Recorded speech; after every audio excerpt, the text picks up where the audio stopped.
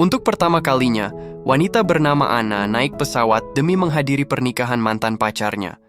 Namun saat bersiap melakukan check-in, ia diberitahu bahwa penerbangannya dibatalkan. Baru saja amarahnya hendak meledak, petugas loket dengan sigap memindahkannya ke penerbangan lain di kelas 1. Kejutan yang datang tiba-tiba ini membuat Anna sangat gembira. Namun dalam mimpinya sekalipun, ia tak pernah menyangka bahwa peningkatan kelas yang tak terduga ini akan sepenuhnya mengubah hidupnya. Setelah menyelesaikan proses naik kelas, ia dibawa oleh sang manajer ke ruang tunggu kelas 1. Ini adalah pengalaman pertamanya menikmati perlakuan semewah itu, sehingga ia mencoba semua fasilitas premium yang tersedia di ruangan tunggu tersebut. Namun tepat saat Anna berbalik setelah menerima telepon, tiba-tiba ia menabrak seorang pria tampan. Bahkan sebelum Anna sempat menyampaikan permintaan maaf, pelayanan kelas 1 yang begitu sigap segera hadir layaknya robot. Dengan ringan pelayan tersebut meredakan suasana yang canggung.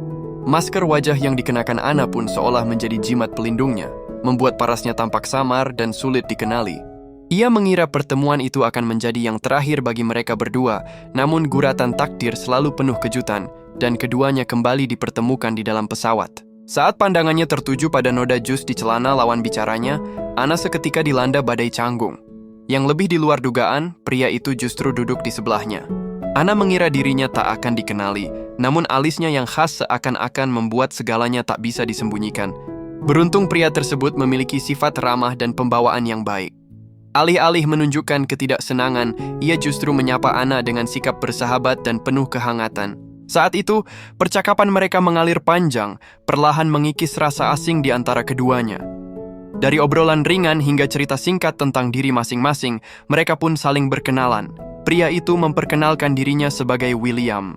Lalu dengan sedikit rasa canggung, William kemudian memberanikan diri bertanya apa tujuan Anna datang ke London. Anna tersenyum tipis sebelum menjawab bahwa ia datang ke kota itu untuk mengurus sebuah urusan bisnis. Jelas sekali klien itu mengira Anna adalah seorang direktur, dan didorong oleh rasa gengsi, Anna pun menerima identitas tersebut. Lagi pula, setelah penerbangan singkat ini, mereka akan kembali menjadi orang asing dalam hidup masing-masing, menampilkan versi terbaik diri di hadapan para penumpang, sementara semacam itu mungkin memang pilihan kebanyakan orang. Faktanya, Anna bukanlah seorang direktur, ia hanyalah asisten ambisius di sisi sang direktur. Namun ia mendambakan suatu hari bisa menjadi sosok hebat seperti atasannya dan bermimpi kelak memiliki galeri seni miliknya sendiri. Sayangnya, kenyataan tak seindah angan. Anna hanya bisa menumpang tinggal di apartemen kakak dan iparnya, sembari setiap hari harus menahan keluhan dan ketidakpuasan sang ipar. Bonnie! What? She could stay here, but I can't get a dog. She's not a dog. She's my sister. There's a difference. Yeah, there's a difference. You can have sex in front of a dog. You can't have sex in front of a dog. Namun hingga suatu hari, akhirnya keadaan berbalik arah. Sang direktur memerintahkannya untuk segera berkemas dan berangkat ke London. Melihat itu, sang kakak ipar pun sigap membantu membereskan barang-barangnya. Kepergiannya justru menjadi sebuah kelegaan bagi sang kakak ipar. Perjalanan Anna ke London kali ini hanyalah sebagai pendamping direktur, karena sang direktur sendiri telah lebih dulu tiba di sana.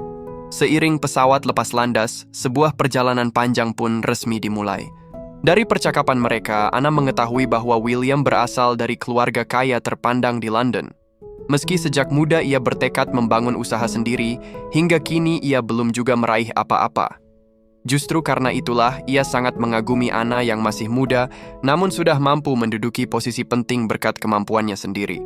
Topik obrolan mereka terus berganti, mengalir tanpa terasa oleh waktu. Entah sudah berapa lama berlalu, hingga akhirnya saat Anna terbangun kembali, seorang pramugari membangunkannya dengan lembut sambil tersenyum. Ingat 2 botol bumbu ini, karena nantinya akan muncul sebuah selingan kecil yang menarik. Tak lama kemudian, pesawat pun tiba di tujuan. Setelah keluar dari aula bandara, Anna mengikuti sang direktur menuju hotel tempat mereka menginap. Kemudian saat mereka berada di ruangan terbuka, seorang wanita dengan aura yang luar biasa berjalan menghampiri mereka. Gadis itu adalah ibu William. Sekilas pandang saja, sang ibu langsung menaruh perhatian pada Anna. Kemudian William bercerita kepada ibunya bahwa Anna berasal dari New York tentang kejadian di pesawat saat ia tak sengaja menumpahkan sesuatu hingga membasahi celananya. Di sela percakapan itu, sang ibu menoleh pada Anna dan bertanya kemana ia akan pergi. Tanpa menunggu jawaban panjang, ia lalu mengajak Anna masuk ke dalam mobil. Anna berusaha keras menolak, namun undangan dari Ibu William terasa terlalu hangat untuk ditampik. Akhirnya, dengan sedikit canggung, ia pun memberanikan diri naik ke dalam mobil mewah itu. Sepanjang perjalanan, Ibu William menunjukkan rasa ingin tahu yang besar terhadap Anna. Pertanyaannya datang bertubi-tubi, seolah sedang menilai calon menantu di masa depan. Duduk di kursi depan, William hanya bisa tersenyum kecut. Ia tahu betul antusiasme ibunya sudah agak berlebihan. Sementara itu, Anna justru semakin gelisah. Demi menjaga agar ceritanya tetap sejalan dengan statusnya sebagai direktur, ia terpaksa merangkai lebih banyak kebohongan. Di saat itulah, ia mulai menyesali kesombongan yang pernah ia ucapkan sebelumnya. Tak lama kemudian, mobil berhenti di depan hotel. Bahkan sebelum William sempat membuka mulut untuk meminta kontak, ibunya sudah lebih dulu bertindak. Ia berhasil mendapatkan nomor telepon Anna dan dengan penuh semangat menyampaikan harapan untuk bisa bertemu lagi di lain waktu. Di mata orang luar, Anna tampil sebagai sosok direktur muda yang cakap dan penuh wibawa. Namun begitu ia melangkah melewati pintu hotel, dalam sekejap ia kembali menjadi asisten kecil yang selalu patuh pada perintah atasannya. Sang direktur menyerahkan sebuah buku panduan kepadanya, lalu dengan nada serius memintanya untuk menghafal seluruh harga karya seni di dalamnya sebelum ia kembali dari Roma. Anna tak berani sedikit pun mengendur. Ia segera berangkat menuju kantor cabang London, menyeret koper berat menyusuri jalanan kota. Di antara gemerlap dan hiruk-pikuk metropolitan, kegigihannya tampak bercampur dengan rasa lelah dan sedikit kepayahan. Beruntung, di detik-detik terakhir ia masih sempat menghadiri rapat perusahaan. Dari rapat itulah Anna mengetahui bahwa perusahaan baru saja menerima proyek besar, membantu seorang miliarder melelang koleksi seni berharganya. Namun Anna sama sekali tidak menyadari bahwa sosok miliarder misterius itu tak lain adalah Ibu William. Masalah belum berhenti di situ. Tak lama kemudian, Anna sengaja dipersulit oleh dua senior perempuannya. Dengan alasan ruang kantor yang terbatas, mereka justru membawa Anna ke sebuah ruang bawah tanah yang gelap dan lembab. So, this is my office. Yeah. Let me guess, my hotel. It's a shit. Anna sama sekali tidak mengeluh. Ia paham betul, hanya dengan meraih pengakuan dari direktur perempuan itu, karirnya bisa melompat ke tahap berikutnya. Sesuai perintah, ia mencatat dengan teliti harga setiap karya seni tanpa satu pun terlewat. Saat pekerjaannya hampir selesai, Anna menerima sebuah pesan suara. Ternyata itu adalah undangan dari Ibu William yang mengajaknya menghadiri sebuah pesta mewah. Untungnya jam kerja telah usai. Di bawah guyuran hujan yang tajam menusuk, Anna menuju tempat tinggal sederhana yang telah diatur oleh para seniornya. Ia berganti pakaian dengan setelan paling pantas yang ia miliki, lalu dengan tekad bulat berangkat menuju lokasi pesta. Kedatangan Anna disambut dengan kegembiraan luar biasa oleh Ibu William. Untuk pertama kalinya berada di lingkungan semacam itu, Anna merasa sedikit canggung dan kikuk. Namun begitu matanya menangkap lukisan-lukisan yang tergantung di dinding, sorot matanya seketika berubah, memancarkan kilau antusias yang sulit disembunyikan. Tak lama kemudian, lewat perkenalan dari William, Anna bahkan mendapat kesempatan langka untuk bertemu dengan ayah tiri William. Oh my god, I love your work. Drunken wrestlers, I mean, wow. Bertemu dengan sosok yang selama ini ia kagumi, Anna begitu bersemangat hingga nyaris tak mampu mengungkapkan perasaannya dengan kata-kata. Namun saat ia masih tenggelam dalam kebahagiaan itu, sebuah panggilan telepon mendadak memutus segalanya. Dari seberang sana terdengar suara sang direktur yang dingin dan tegas, memerintahkannya untuk segera membeli 2 tiket opera yang sangat sulit didapatkan. Belum sempat Anna menjelaskan apapun, sambungan telepon sudah terputus. Seketika, suasana hatinya pun menjadi berat. Ia pun jujur mengatakan bahwa dirinya harus segera pergi karena masih harus mencari 2 tiket opera. Di luar dugaan, ayah tiri William justru menyatakan kesediaannya untuk membantu. Mendengar itu, perasaan Anna sedikit lebih tenang. Kemudian atas undangan hangat dari Ibu William, mereka memasuki sebuah ruang kerja yang syarat nuansa seni. Di dalamnya, deretan lukisan-lukisan mahakarya dunia tersaji, layaknya harta karun sejarah yang terjaga dalam keheningan. Berdiri di hadapan karya-karya tersebut, Anna merasa seolah berada di sebuah istana seni yang megah. Dengan pandangan profesional dan pengetahuan seni yang mendalam, ia mengulas setiap lukisan dengan cermat dan penuh wawasan.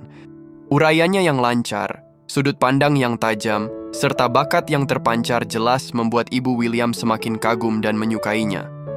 Di tengah suasana obrolan yang santai dan menyenangkan itu, sang ayah tiri tiba-tiba menanyakan nama perusahaan tempat Anna bekerja. Irwin's?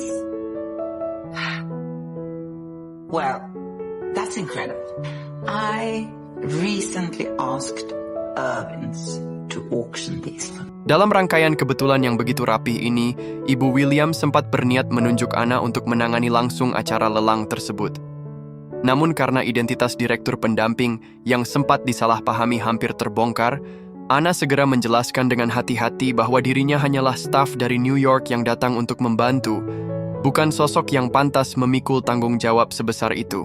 Selain rawan menimbulkan salah paham di internal perusahaan, posisi itu juga bukan kewenangannya. Melihat penjelasan Anna yang masuk akal dan rendah hati, Ibu William pun tidak memaksakan kehendaknya. Sepulang dari sana, Anna mencurahkan seluruh tenaga dan pikirannya ke dalam pekerjaan. Sementara itu, Ibu William diam-diam ingin menciptakan lebih banyak kesempatan agar putranya bisa menghabiskan waktu bersama Anna. Ia pun sengaja menyerahkan urusan tiket opera kepada William untuk ditangani. William dengan cerdik memanfaatkan peluang itu. Ia berdalih bahwa tiket tersebut tertinggal di rumah, lalu mengajak Anna untuk ikut bersamanya mengambilnya. Di sepanjang perjalanan pulang, percakapan mereka mengalir begitu serasi. Dari cita-cita besar hingga hal-hal kecil dalam keseharian, nyaris tak ada topik yang terlewat. Berbagi cerita ternyata menjadi cara paling cepat untuk mendekatkan jarak. Setelah cukup lama berbincang, William akhirnya mengeluarkan tiket opera dari dalam tasnya. Anehnya, Anna sama sekali tidak merasa kesal. Justru saat itu ia semakin memahami perasaan William terhadap dirinya. Tak lama berselang, sang direktur akhirnya kembali dari Roma. Aura dominannya tetap sama, dan tanpa banyak bicara, ia langsung melemparkan sehelai gaun kepada Anna dan memerintahkannya untuk segera mengurus semuanya. Karena paham betapa sulitnya mendapatkan tiket tersebut, ia telah menelepon 3 orang sekaligus. Namun ketika mengetahui 2 senior Anna gagal menyelesaikan tugas mereka, sang direktur sudah tidak lagi menaruh harapan besar. You mean for Midsummer Night's Dream, right? Because I got you 2 tickets for this evening. Anna akhirnya berhasil menorehkan prestasi besar untuk pertama kalinya. Namun di balik pujian dan penghargaan yang ia terima, ia samar-samar merasakan tatapan penuh permusuhan dari 2 senior perempuannya. Meski begitu, keyakinan dan tekadnya semakin menguat. Di saat yang sama, William pun semakin gencar mendekatinya, mengirimkan sebuah pesan undangan kepadanya. Menatap gaun mewah yang dititipkan sang direktur untuk diurus, Anna mengambil sebuah keputusan berani. Ia langsung mengenakan gaun itu dan datang ke acara tersebut. Seperti sebelumnya, Ibu William tetap menunjukkan rasa suka yang besar pada Anna. Keempatnya melangkah memasuki aula acara, tampak layaknya sebuah keluarga. Saat menyapa para tokoh ternama dan kalangan elit, Anna sejenak merasa dirinya benar-benar adalah seorang direktur muda yang sukses dan disegani. Namun tepat ketika ia mulai larut dalam gemerlap pergaulan kelas atas, kemunculan mendadak direktur yang sesungguhnya seketika menariknya kembali ke kenyataan, meruntuhkan seluruh peran yang selama ini ia mainkan. I think I have to go. What?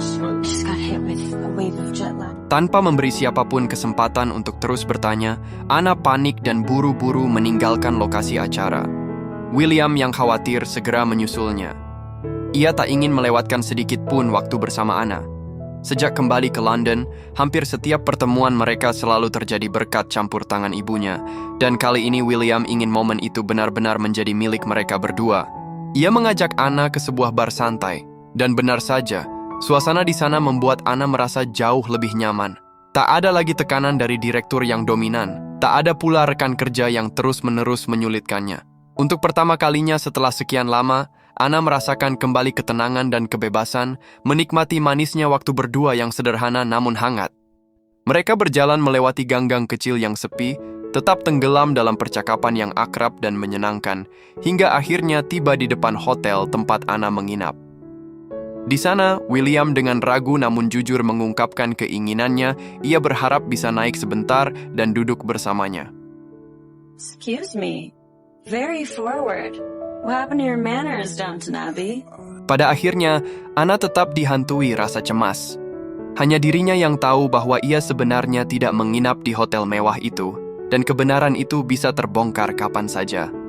Namun William masih enggan berpisah. Sebelum pergi, ia akhirnya mengumpulkan keberaniannya untuk mengecup Anna. Ciuman singkat itu justru menjadi titik balik segalanya, dan cara mereka berdua saling memperlakukan pun berubah.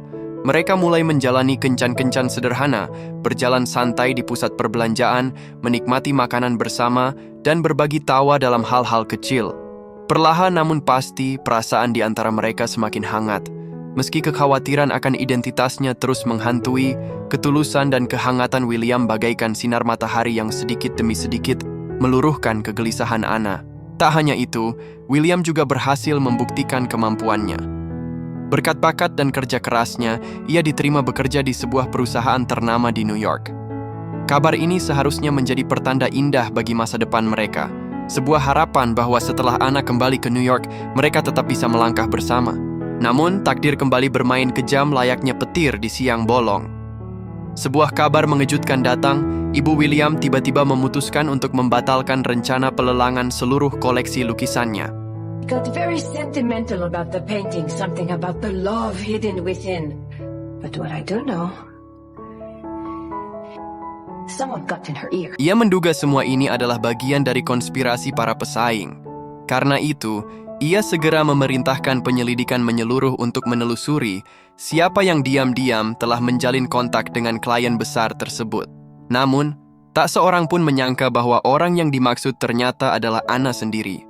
Usai rapat berakhir, William tiba-tiba muncul tanpa memberi kabar apapun dan langsung mencarinya. Anna sontak panik dan buru-buru menarik William menjauh, takut jika keberadaannya terlihat oleh rekan-rekan kantor yang lain. What are you doing here? Just thought I'd surprise you for lunch. You can't just show up here, unannounced. I don't understand. You don't understand? You don't understand how inappropriate it is to show up here the day that your mom pulls her collection from our auction? And that has nothing to do with me. I have no idea what she's doing with all that. Nothing to do with you. You're her son. I work for Irwin's. Let's not get hyperbolic. So she pulled a few pieces or whatever, but it's not the end of the world. Just because you don't give a shit, Will, doesn't mean it doesn't matter. I give a shit. I give a lot of shits. This was the biggest auction of my career, and I put it at risk because I thought you and your mom understood that.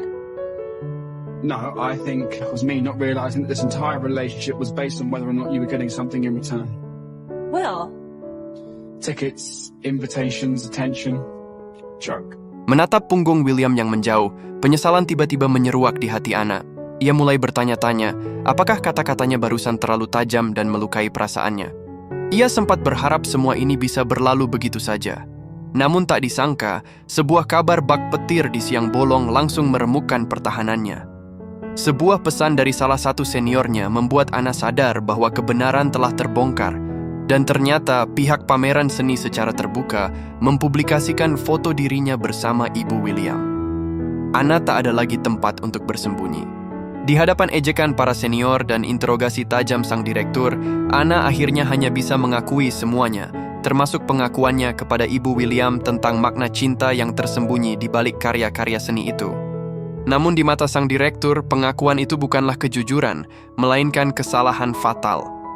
Anna dianggap telah menyamar sebagai dirinya, sekaligus menghancurkan kerja sama yang sangat krusial dan menimbulkan kerugian besar bagi perusahaan.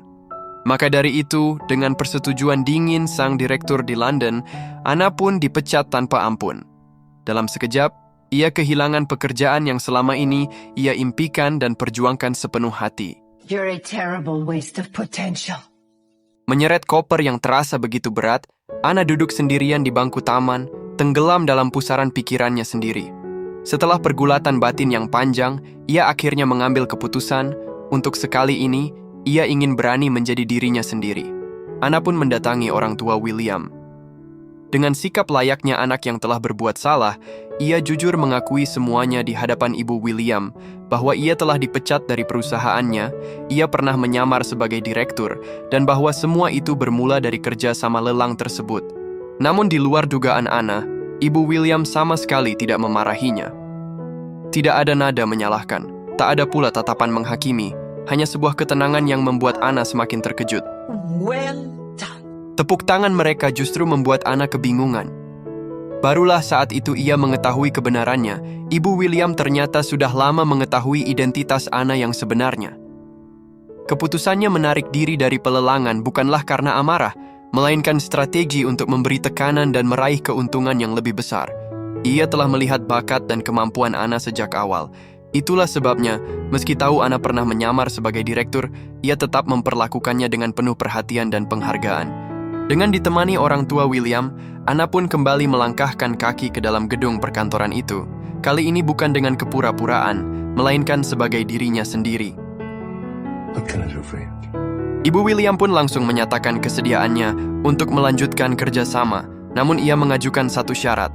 Komisi diturunkan 2% dan seluruh tanggung jawab pelelangan diserahkan sepenuhnya kepada Anna. Menghadapi kembalinya klien sepenting itu, sang direktur tentu tak punya alasan untuk menolak. Maka demikianlah, Anna bukan hanya mendapatkan kembali posisinya, tetapi juga menorehkan prestasi gemilang bagi perusahaan. Orang-orang yang dulu meremehkannya kini berbalik arah, satu persatu mulai menunjukkan sikap ramah dan penuh basa-basi. Di bawah perencanaan matang serta strategi pemasaran yang ia susun dengan cermat, acara lelang tersebut pun berakhir dengan kesuksesan luar biasa, bahkan melampaui semua ekspektasi. Be ready to leave at 7 o'clock tonight, and you won't need an upgrade either. I'm going to be upfront, where you belong. Menyebut tentang kelas 1, pikiran Anna tanpa sadar kembali tertuju pada seorang pria yang selama ini dibiarkan berada dalam ketidaktahuan. Perasaan bersalah yang terpendam lama akhirnya mendorong Anna mengambil keputusan. Ia pergi mencarinya, mendatangi sekolah tempat William mengajar, dan di sana Anna akhirnya menumpahkan semua isi hatinya, mengungkapkan kata-kata yang telah lama ia pendam, tanpa lagi menyisakan sebuah kebohongan. Aku benar-benar minta maaf karena sudah berbohong padamu. Tapi aku ingin kamu tahu bahwa aku tidak berbohong tentang siapa diriku sebenarnya. Hal itu tidak mungkin bisa aku buat-buat, sekalipun aku mencoba. Aku sangat ingin jika kita bisa memulai dari awal, kali ini hanya dengan kejujuran dan kenyataan. Mungkin kamu adalah seseorang yang luar biasa juga. Hanya saja aku tidak pernah punya kesempatan untuk benar-benar mengetahuinya. Aku berharap dulu aku sempat mendapatkan kesempatan itu, untuk bertemu denganmu dengan cara yang baik dan memuaskan. Pada akhirnya, takdir tetap tidak mempertemukan mereka dalam satu akhir yang sama. Anna memang duduk di kursi kelas 1, tempat yang dulu hanya berani ia impikan, namun perasaannya tak seindah yang ia bayangkan. 6 bulan telah berlalu, dan Anna akhirnya benar-benar mewujudkan mimpinya dengan membuka sebuah galeri seni miliknya sendiri. Pada hari pembukaan pameran, sebuah benda kecil tak terduga menarik perhatiannya. Botol bumbu yang dulu hampir ia ambil begitu saja, saksi bisu dari awal kisah itu dimulai. Dan tepat ketika ia menoleh, jantungnya seakan-akan berhenti sesaat. Di hadapannya berdiri sosok pria yang sama, lelaki yang pernah ia temui di kabin kelas 1, dan pertemuan singkat yang mengubah hidupnya selamanya. Setelah kesalahpahaman terungkap dan identitasnya akhirnya diketahui, Anna memilih untuk jujur, bukan hanya pada William, tetapi juga pada dirinya sendiri. Ia mengakui bahwa ambisinya memang membawanya terlalu jauh, namun perasaannya pada William tak pernah palsu. William yang awalnya merasa dikhianati, akhirnya menyadari bahwa yang membuatnya jatuh cinta bukanlah status atau citra sempurna, melainkan keberanian dan ketulusan Anna. Mungkin inilah awal baru yang selama ini diharapkan William, sebuah kesempatan laksana permata mentah yang belum terukir, namun telah berkilau dengan kemungkinan tanpa batas.